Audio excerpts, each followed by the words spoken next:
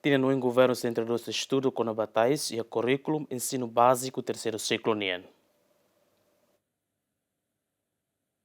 Comitê Nacional Patrimônio Cultural Timor-Leste terça-ne halal Seminário Nacional Salvaguarda Tais no dar Patrimônio Cultural Imaterial Timor-Leste o tema dalam reconhecimento lista representativo ba Patrimônio Cultural Imaterial Unidade.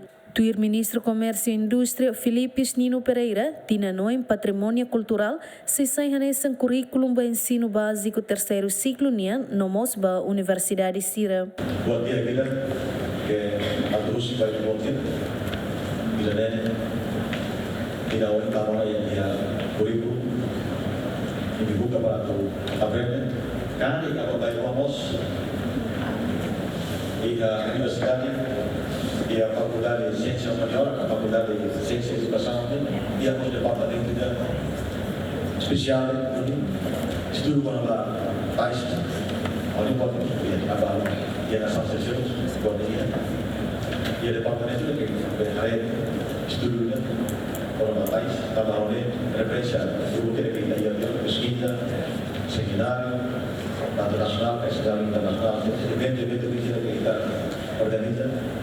Buat saya desa referensi bagi kita lokal departemen pada tais bah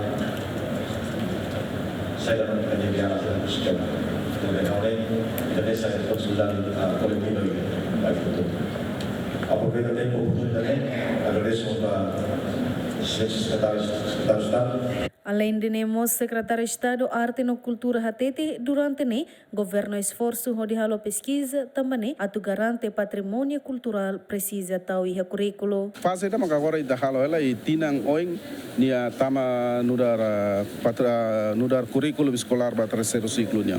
Ida ne meio sida o sama kita preserva atu puda meeting hela ba ida geração setuir mai. Iha tinan rihon ruar wanolo resin ida oitavo governo lihusi primeiro ministro Taur Matan Ruak lançou na tais saihanesan patrimônio cultural ida nebe maghetan reconhecimento e a nível mundial.